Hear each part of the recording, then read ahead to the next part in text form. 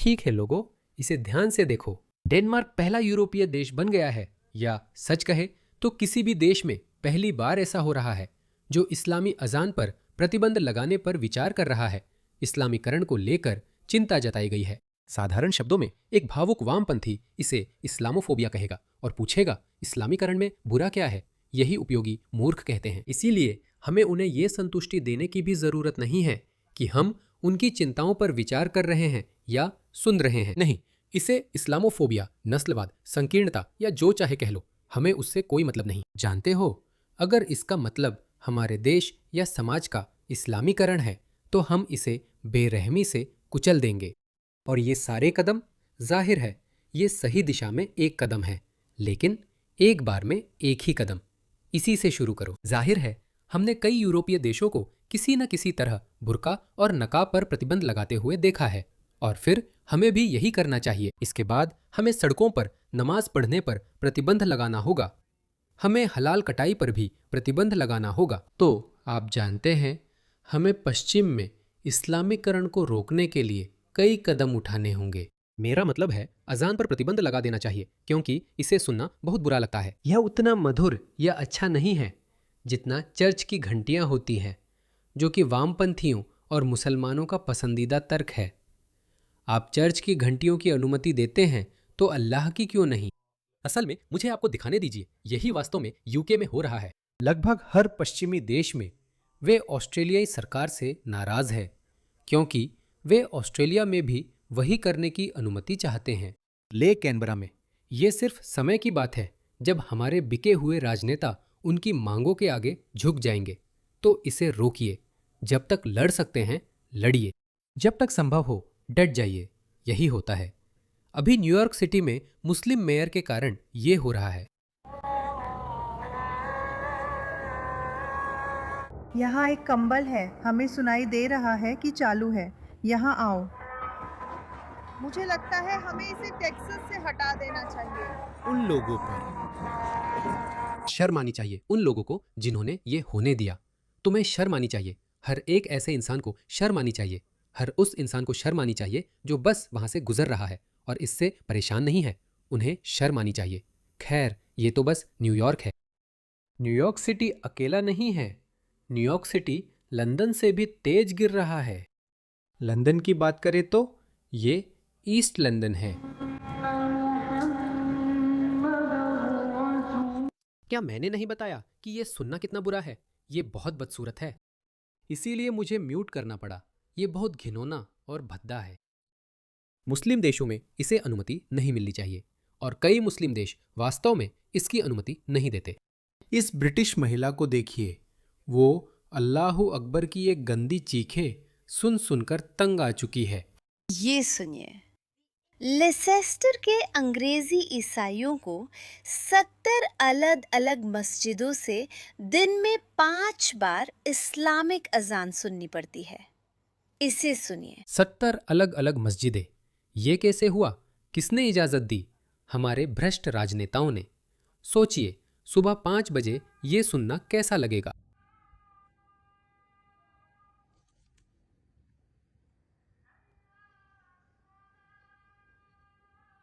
तो डेनमार्क को सलाम। किसने कहा कि हम इसे बैन करेंगे? मुझे सच में उम्मीद है कि उन्हें रोका नहीं जाएगा, लेकिन मुझे इस बारे में अच्छी उम्मीदें हैं, क्योंकि डेनमार्क ने कुछ वाकई सकारात्मक और क्रांतिकारी कदम उठाए हैं। वे यूरोप के उन गिने चुने देशों में से एक है जिन्होंने अवैध प्रवासियों को डिपोर्ट करना शुरू किया है और अपने देश को उनके लिए सबसे कम पसंदीदा गंतव्य बना दिया है। तो नतीजतन वे आसपास के देशों में चले जाते हैं। मुझे लगता है कि डेनमार्क ही था जिसने शरण मांगने वालों के गहने जब्त करना शुरू किया था, और वे कहते हैं, देखिए, अगर आप इतना सारा पैसा और गहने लेकर आ रहे हैं तो हम इन्हें आपके ऊपर खर्च करेंगे, ना कि अपने टैक्स दाताओं पर बोझ डालेंगे। तो इससे यूके में ये बहस छिड़ गई है कि उन्हें बैन किया जाना चाहिए या नहीं। और इसे देखिए, इस्लामी विद्वान वास्तव में कहते हैं, हाँ हाँ, यूके को भी अल्लाहू अकबर की इन चीखों पर बैन लगा देना चाहिए। घिनौनी चीखें। ये सरकार की तीसरी कोशिश है। योजनाओं की घोषणा की गई है। दिन में 5 बार मीनारों से अजानतर बैन की योजना बनाई गई। कहा गया कि डेनमार्क के कुछ हिस्से अब इस्लामाबाद के उपनगर जैसे हैं। उन्होंने कहा कि डेनमार्क में छतों के ऊपर अजान नहीं सुनाई देनी चाहिए। डेनमार्क में इसका कोई स्थान नहीं है और आपको इस पर संदेह नहीं होना चाहिए कि डेनमार्क में घूमते समय आप इस्लामाबाद के उपनगर में हैं या नहीं। उन्होंने कहा कि डेनमार्क में इस्लामीकरण धीरे धीरे बढ़ रहा है और सार्वजनिक स्थान पर बहुत ज्यादा जगह ले रहा है। डेनमार्क सरकार के कदम पर आपकी क्या राय है? मेरा मतलब है ये तर्क संगत है। इस्लाम में कहीं नहीं कहा गया कि अजान की आवाज तेज करना जरूरी है। ये आधुनिक विकास है। पिछली सदी से पहले कोई ध्वनि प्रवर्धन नहीं था, तो आवाज सिर्फ लगभग 100 मीटर तक ही जा सकती थी और इससे वास्तव में कोई बड़ा हंगामा नहीं होता था। मुद्दा ये है कि आधुनिक तकलीक और जो इस्लामवादियों की विचारधारा और मुस्लिम उग्रवाद है, वे अपनी इस्लाम की विकृत व्याख्या को अधिकांश आबादी पर थोपना चाहते हैं। और इसलिए मैं पूरी तरह से डेनमार्क के प्रवासन मंत्री द्वारा किए जा रहे कार्यों का समर्थन करता हूं और मैं एक कदम आगे जाऊंगा। हमें यहाँ भी कुछ ऐसा ही करने की जरूरत है। मुसलमान के अलावा किसी को अजान सुनने की जरूरत या कारण नहीं है, ये पहली बात है। मुझे पता है आपने डिजिटल के बारे में भी जिक्र किया था। जानते हैं आप अपने फोन पर भी अजान सुन सकते हैं। बिल्कुल। तो ये वास्तव में जूलिया इस देश में मुसलमानों के सही तरीके से एकीकृत न होने का संकेत है। सिर्फ एकीकरण नहीं, ये एक बयान है। आप जानते हैं, जब मुसलमान प्रार्थना करते हैं, जब मुसलमान ट्रैफलगर स्क्वायर जैसे प्रसिद्ध स्थानों के सामने सड़कों पर नमाज पढ़ते हैं या वेस्टमिंस्टर एबे में वे बयान दे रहे हैं, ये वर्चस्व और मौजूदगी का संकेत है। हम यहाँ हैं, रोक सको तो रोक लो। वे ऐसा कर रहे हैं, वे जानबूझकर ऐसा करते हैं। इसे देखो, ये मुसलमान टावर ब्रिज पर ऐसा कर रहा है। वे ऐसा क्यों करते हैं? वे ऐतिहासिक स्थलों पर ऐसा क्यों करते हैं?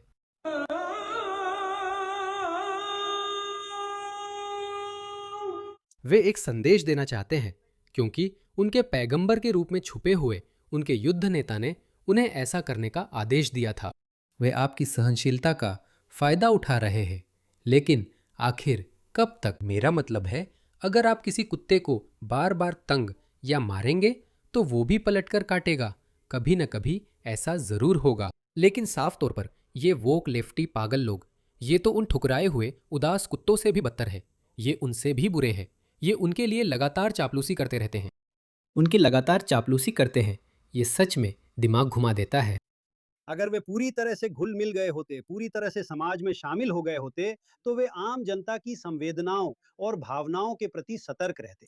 ठीक है, लेकिन 1 मिनट रुकिए। बहुत सारे अलग अलग समूह और बस्तियां हैं और उन्हें इस बात की कोई जानकारी नहीं है कि आम जनता क्या सोच रही है। ठीक है, यह बिल्कुल सच है। हमने यह बात पहले भी कई बार कही है। यूके के कुछ हिस्सों में मुसलमानों की इतनी भारी संख्या है, मुसलमानों की पूरी पीढ़ियां हैं जो बड़ी हुई हैं। और यही वजह है कि आपने देखा होगा कि उनकी अलग अलग लहजे भी है, जो कभी मुख्य धारा की ब्रिटिश समाज से नहीं मिलते। वे बर्मिंघम, मैनचेस्टर या कहीं भी हों, अपने छोटे दायरे में रहते हैं।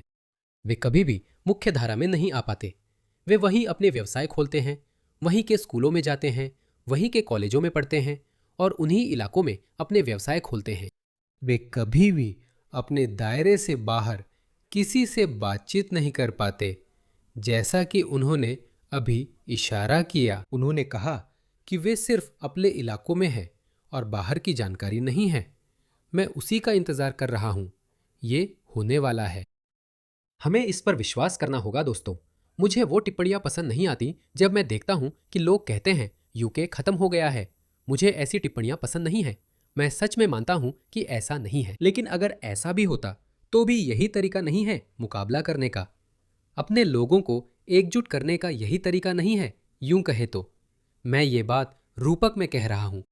बहुत से लोग कह सकते हैं, अरे 1 मिनट रुको, आप चर्च की घंटियां सुन सकते हैं। मेरा मतलब है, मुझे कहना ही होगा, देखो, जाओ और इस प्यारे से छोटे गांव के किसी देशी होटल में ठहरो और फिर चर्च की घंटियां बजने लगती है।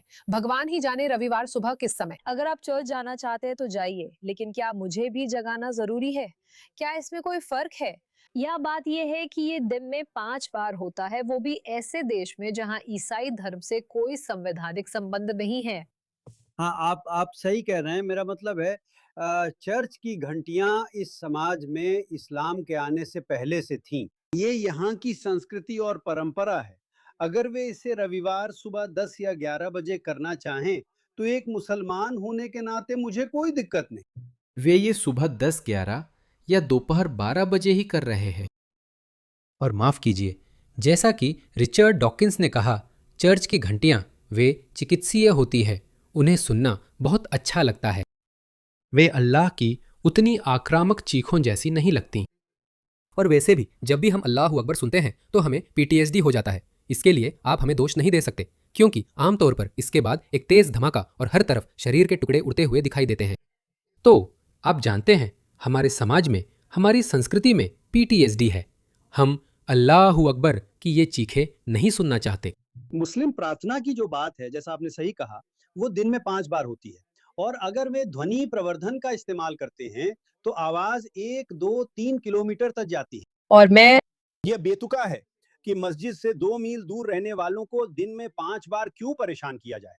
क्या आप कह रहे हैं कि ये अनिवार्य नहीं है?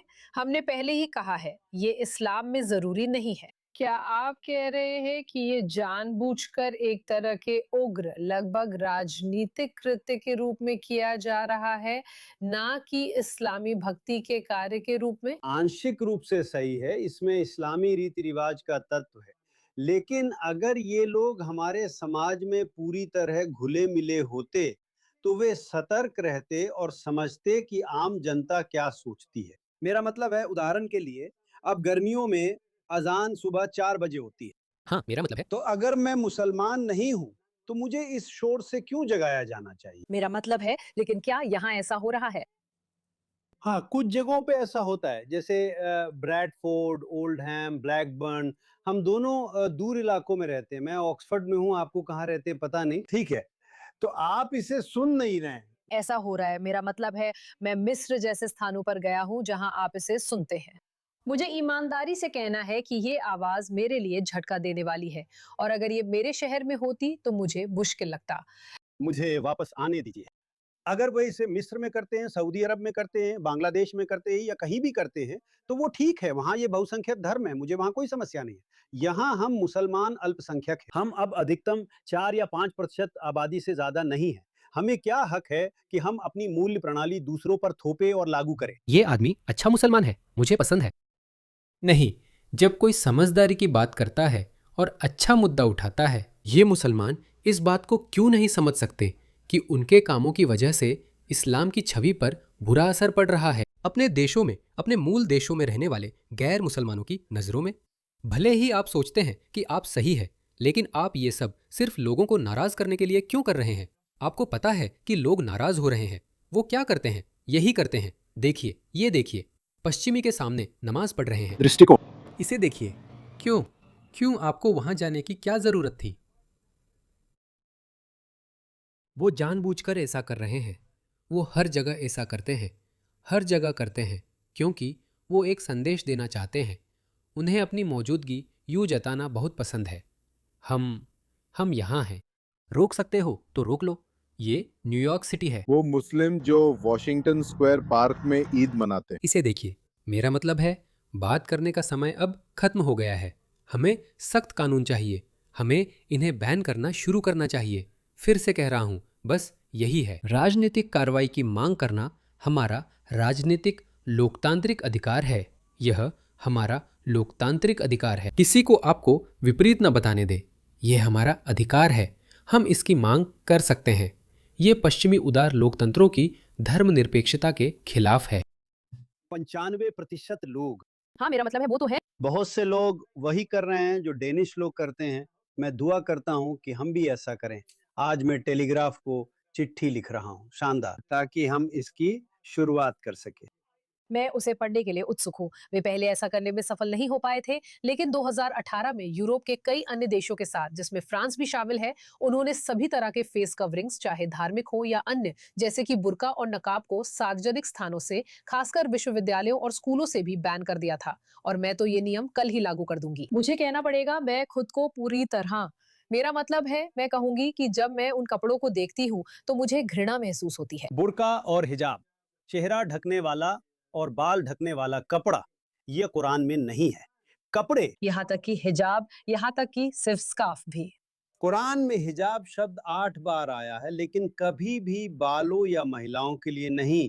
तो ये किसके लिए है? ये एक पर्दा, एक बाधा, एक विभाजन, एक डिवाइडर के लिए आया है। हमें फर्क नहीं पड़ता, यह हमारा मामला नहीं है।